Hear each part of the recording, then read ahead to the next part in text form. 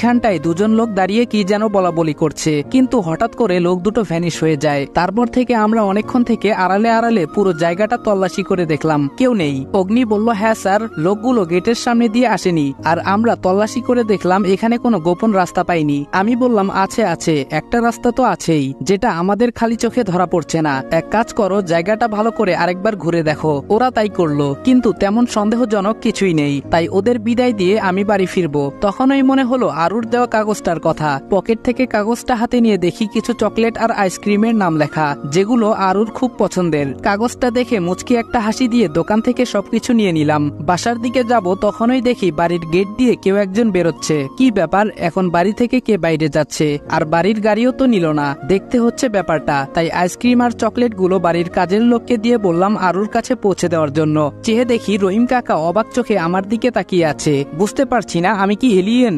যাক, এত ভেবে কাজ নেই, ওইদিকে পাখি ফুরুত হয়ে যাবে। আমি মেয়েটার পিছু নিয়ে ওকে অনুসরণ করে চলছি। আমার বুঝতে আর বাকি নেই যে ওইটা ইসি। তবে যাচ্ছে কোথায়? কিছু দূর গিয়ে ও একটা কালো গাড়িতে উঠে গেল, আর আমি ওইখানে দাঁড়িয়ে আছি। কিছুক্ষণ পর মনে হলো ও আমার মতোই ডিউটিতে আছে, তার মানে ও এখন ওই অফিসে যেতে পারে।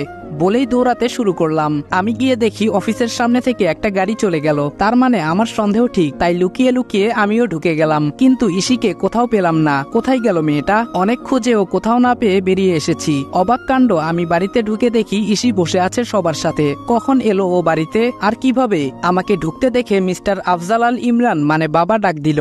আমি বললাম, জি বলুন। বাবা বলল, তোমায় কিছু কথা বলার ছিল। আমি বললাম, হ্যাঁ বলুন।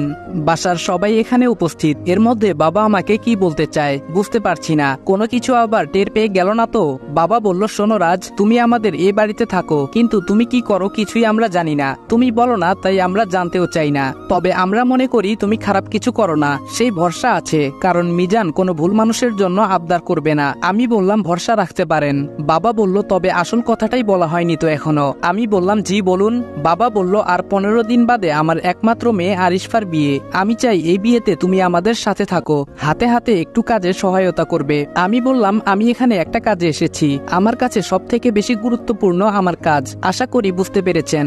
কথাটা বলেই নিজের রুমের দিকে চলে আসছি। সবাই কিছুটা অবাক হয়ে আমার দিকে তাকিয়ে আছে, হয়তো আমার এমন ব্যবহারটা তারা আশা করেনি। নিজের রুমে বসে আছি, মাথাতে কিছুতেই আসছে না ইসির ব্যাপারটা, ভাবতে পারছি না কিছুই। উঠে ফ্রেশ হতে চলে গেলাম। আজ আর বাইরে যেতে ইচ্ছে করছে না, তাই না খেয়ে শুয়ে পড়ি। খুব ইচ্ছে হচ্ছে সবার সাথে গিয়ে ডিনার করতে, কিন্তু না, এটা সম্ভব না। তবে এখন দেখি বাড়িটা কেমন বদলে গেছে। আগে বাবা মা দুজনে এত ব্যস্ত ছিল যে তাদের যে সন্তান আছে, সংসার আছে, সেদিকে বিন্দুমাত্র আগ্রহ ছিল না। তবে এখন অনেকটাই পরিবর্তন এসেছে সবার মাঝে। তবে এত কিছুর মাঝেও একটা চাপা কষ্ট বারবার অনুভূত হয়, যে তারা তাদের ছোট ছেলেকে ভুলেই গেছে। এসব ভাবতে ভাবতে কখন যে চোখ লেগে যায় টের পাইনি। হঠাৎ করে ঘুম ভেঙে যায়। ঘড়িতে তাকিয়ে দেখি 3:30 বাজে। তাই উঠে চলে গেলাম ওয়াশরুমে। সেখান থেকে ওযু করে এসে তাহাজ্জুদের সালাত আদায় করে উঠে বসলাম। এখনো ফজরের আজান দেয়নি, তবে যে কোনো সময় দিতে পারে, তাই অপেক্ষা করলাম।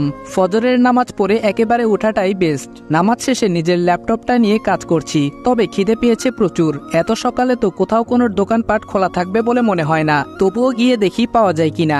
আর যাই হোক, এত খিদে নিয়ে কোনো কাজে মনোযোগ দিতে পারছি না, কিন্তু বের হয়ে ভালোই করেছি, না হলে দেখতে পেতাম না একটা পরীকে।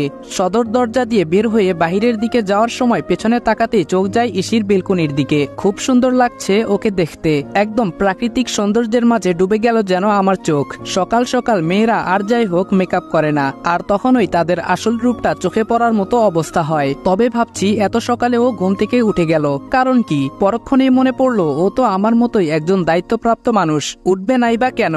চোখের ঘুম হারাম করে রেখেছে এই কেস। হাঁটতে হাঁটতে সামনে একটা টং দোকান দেখতে পেলাম। যাক, ভাগ্যটা তাহলে ভালোই আমার। সেখান থেকে হালকা নাস্তা খেয়ে বাইরে এলোমেলো ভাবে হাঁটছি। মাথায় চিন্তা একটাই, কে হতে পারে ওই লোকটা? এত নিখুঁত ভাবে কি করে নিজেকে আড়াল করে রেখেছে? গত 1.5 মাসে একটা বিষয়ে কনফার্ম হয়ে গেছি, দেশের সবচেয়ে বড় স্মাগলার হলো এই বস। এই কোম্পানির আড়ালে তার আসল মুখোশ রয়েছে, কিন্তু কে সে? হঠাৎ মনে হলো ফোন বাজছে।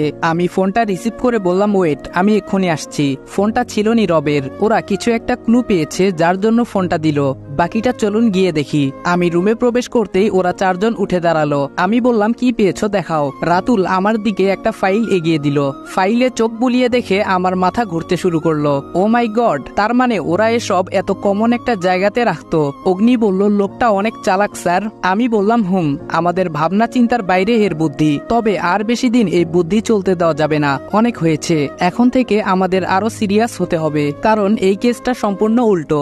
রাতুল বলল ইয়েস স্যার। আমি বললাম তোমরা কাজ চালিয়ে যাও, আমি পরবর্তী নির্দেশনা না দেওয়া পর্যন্ত পূর্ব পরিকল্পনা মতে কাজ চালাও। আর হ্যাঁ, সবাই টাইমলি অফিসে পৌঁছে যেও, মনে থাকে যেন। সবাই বলল ওকে স্যার। সেখান থেকে বেরিয়ে বাসায় এসে নিজেও তৈরি হয়ে নিলাম অফিসের জন্য। আমি অফিসে নিজের ডেস্কে বসে কাজ করছি, তখনই শুনতে পেলাম বাইরে থেকে কেউ নক করছে। পরিচিত কণ্ঠে কেউ বলল স্যার আসবো।